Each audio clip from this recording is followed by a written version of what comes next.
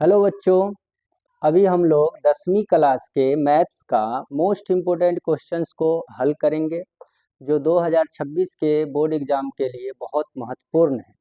तो आइए आज का पहला जो सवाल है उसको हम लोग हल करते हैं। देखिए यहाँ का जो आज का जो पहला सवाल है वो है सिद्ध करें कि 3√2 एक अपरिमेय संख्या है। यहाँ पे बोला गया है कि 3√2 एक अपरिमेय संख्या है, तो हम इसके अपोजिट यानी कि उल्टा मान लेंगे। यहाँ पे लिखेंगे हल में हम लोग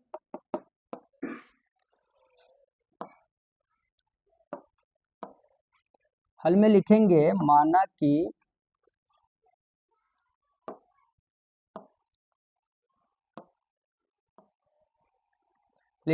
माना कि 3√2 एक परिमेय संख्या है।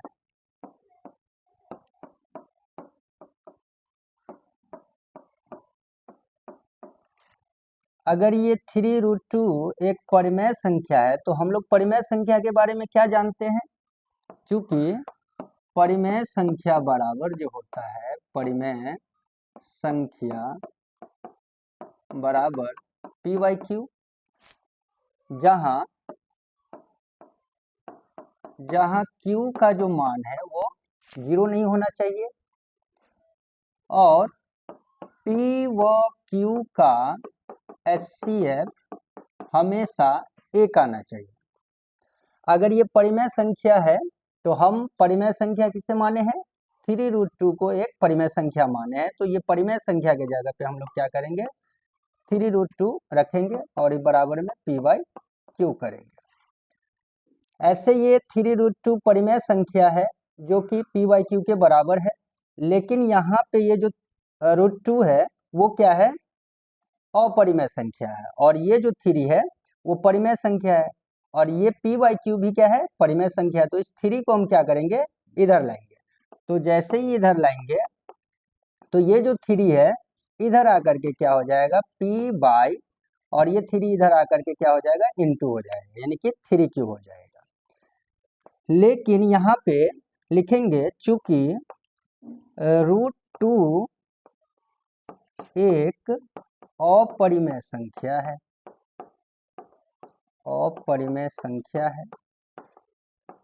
तथा p/3q एक परिमेय संख्या है।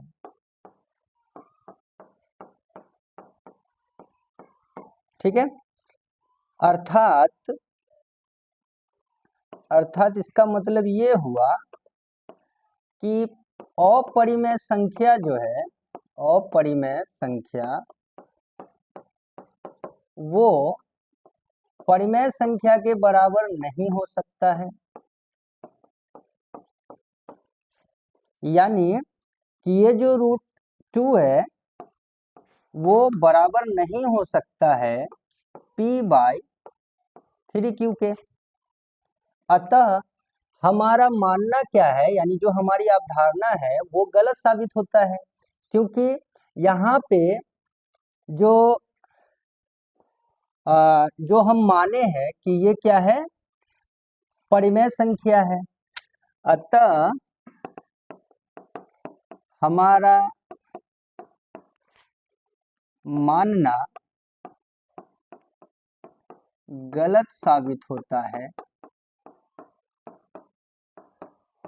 है कि ये जो है 3√2 जिसे हम परिमेय संख्या माने थे, तो हमारा मानना क्या हुआ? गलत साबित होता है कि 3√2 एक क्या है? परिमेय संख्या है। अर्थात ये परिमेय नहीं है, ये क्या है? अपरिमेय संख्या है। 3√2 क्या है? एक अपरिमेय संख्या है।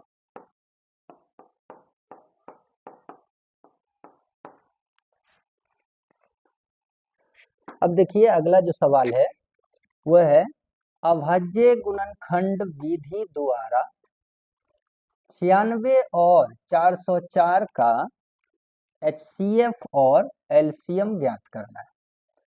तो आइए इसको हल करते हैं। देखिए अभाज्य गुणनखंड विधि से बोला गया है तो हम क्या करेंगे, 96 लेंगे और इसका क्या करेंगे, खंड करेंगे। उसके बाद 404 लेंगे, फिर हम क्या करेंगे, अलग से इसको खंड करेंगे। 96 से क्या हो जाएगा, यहाँ पे कितना से 2 से लगेगा, 2 चौके 8 होगा। फिर यहाँ पे जो 2 चौके 8 एक आएगा यहाँ, तो यानी 16 हो जाएगा, 2 अट्ठे 16।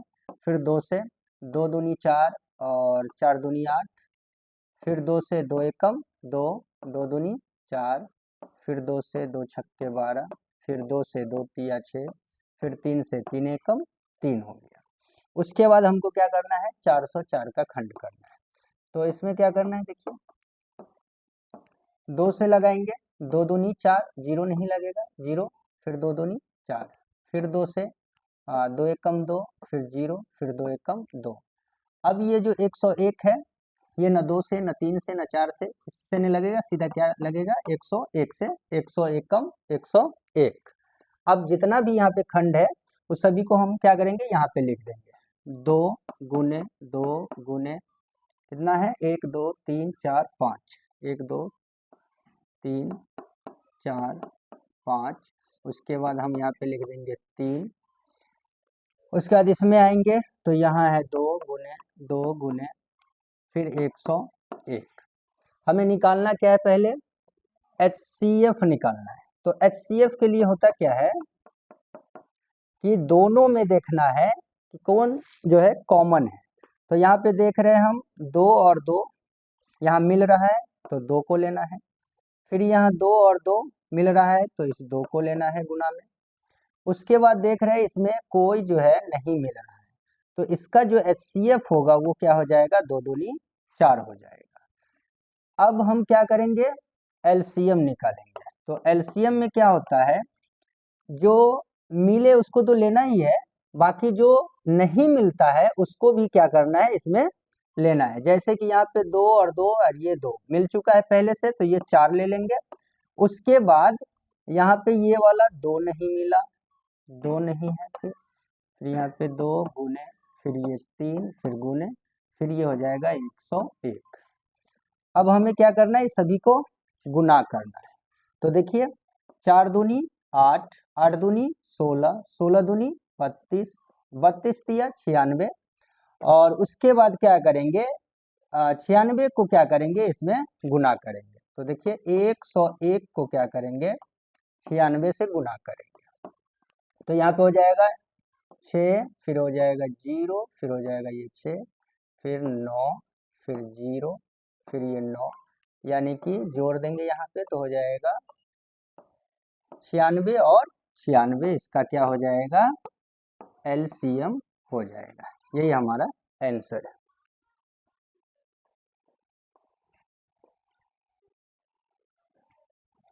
तो आइए अब देखिए अगला सवाल जो है, सिद्ध करें कि 5 माइनस रूट 3 एक अपरिमेय संख्या है। तो जो पहला सवाल था ठीक उसी तरीके से इसको क्या करेंगे, हम लोग हल करेंगे। तो आइए देखते हैं, यहाँ पे जो लिखा है 5 माइनस रूट 3 एक अपरिमेय संख्या है, तो हम क्या करेंगे, उल्टा मानेंगे कि ये परिमेय संख्या है। माना कि 5 माइनस रूट 3 एक परिमेय संख्या है, परिमेय संख्या है। यानी कि हम लोग क्या जानते हैं कि परिमेय संख्या जो होता है, परिमेय संख्या वो P/Q होता है, जहां Q का जो मान है वो 0 के बराबर नहीं होना चाहिए, तथा P व Q का HCF हमेशा 1 आना चाहिए। अब यहाँ पे देख रहे हैं कि परिमेय संख्या बराबर पी बाई क्यू होता है, और हम जो है परिमेय संख्या किसको माने हैं, 5 माइनस रूट 3 को। तो ये क्या करेंगे यहाँ पे, अब ये परिमेय संख्या जो यहाँ पे लिखेंगे 5 माइनस रूट 3 बराबर पी बाई क्यू। इसमें यहाँ देख रहे हैं कि 5 क्या होता है, परिमेय संख्या, लेकिन रूट 3 क्या होता है, अपरिमेय संख्या। तो हम क्या करेंगे, ये जो परिमेय संख्या और इधर जो परिमेय संख्या है, परिमेय संख्या को परिमेय संख्या के पास भेज देते हैं।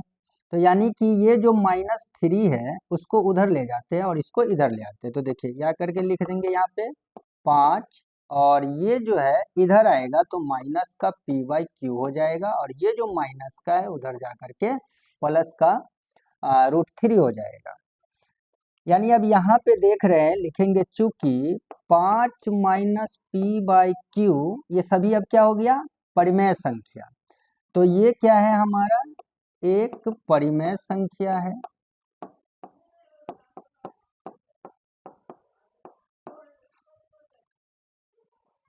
लेकिन रूट 3 एक अपरिमेय संख्या है, अपरिमेय संख्या है। अर्थात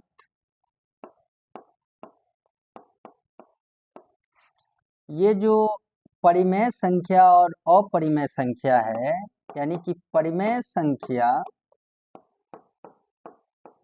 कभी भी अपरिमेय संख्या के बराबर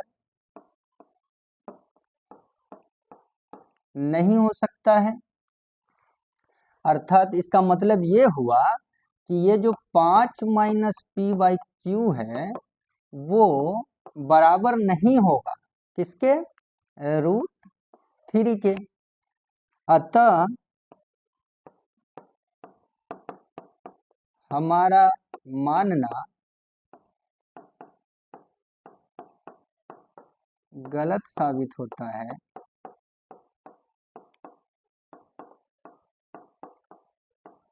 कि ये जो 5 माइनस रूट 3 है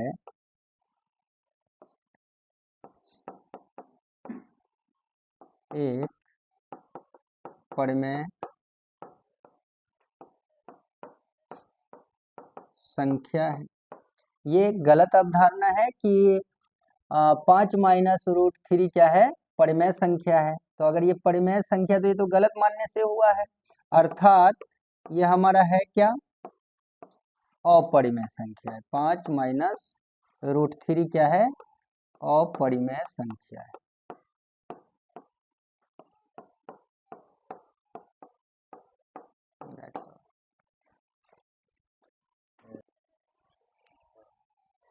अब देखिए, अब जो नेक्स्ट क्वेश्चन है वो द्विघात बहुपद से है। यहाँ पे लिखा है द्विघात बहुपद x square minus 2x minus 8 के शून्यक ज्ञात करें। तो इसको कैसे हल करेंगे, देखिए एक्स स्क्वायर माइनस 2x और माइनस 8, यहाँ पे करना क्या, जो एक्स स्क्वायर है इसका जो गुणांक होता है यहाँ पे जो है अभी वो 1 है। 1 को क्या करेंगे हम, ये 8 से जो अचर है ना उससे क्या करेंगे हम लोग, गुना करेंगे। तो जैसे ही 1 को 8 से गुना करेंगे तो क्या आएगा, 8 आएगा। इस 8 को ऐसे खंड करना है कि हमें 2 लाना होगा, यानी कि ऐसे खंड करना है कि जोड़ करके या घटा करके क्या आना चाहिए, 2 आना चाहिए। तो अगर हम 2 से खंड करते हैं, देखिए 2 से अगर लगाते हैं तो 2 चौके 8। अब यहाँ पे हम देख रहे हैं कि 4 में से अगर हम 2 को घटा देते हैं तो क्या आ रहा है, यहाँ पे 2 आ रहा है। तो हम क्या करेंगे, यहाँ पे एक तो ऐसे भी नहीं लिखा जाता है तो लिखेंगे एक्स स्क्वायर माइनस ये जो 4 है, 4 में से हम लोग 2 को घटाएंगे तो ये 2 बचेगा। तो हम क्या करेंगे, यहाँ पे कोष्ट लेंगे, ठीक है, कोष्ट लेंगे और यहाँ पे क्या करेंगे, x लगाएंगे 4x, और इसमें भी क्या करेंगे 2 लगा करके यहाँ पे 2x करके घटा देंगे। जैसे ही दोनों को घटाएंगे तो हमारा क्या प्राप्त होगा, 2x, 4x में से 2x घटाएंगे तो क्या मिलेगा 2x, और फिर यहाँ ये जो -8 है इसको हम ऐसे ही रखेंगे।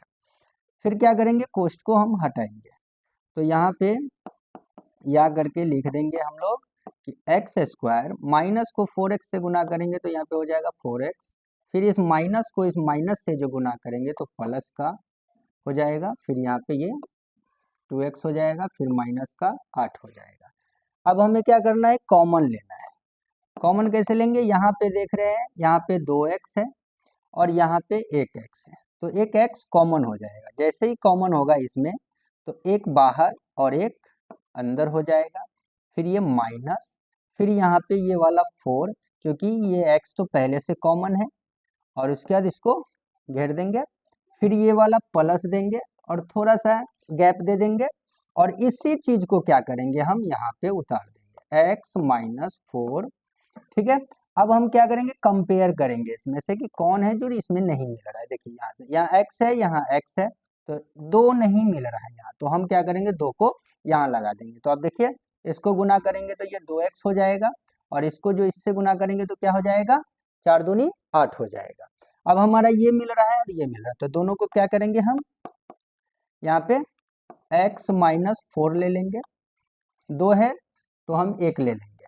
उसके बाद देखना है कि यहाँ पे x नहीं मिल रहा है, यहाँ पे x नहीं मिला, फिर ये प्लस नहीं मिला और ये नहीं मिला, तो इसको भी हम क्या करेंगे, जो बाहर का है ना उसको भी हम क्या करेंगे, कोष्ठ में ले लेंगे।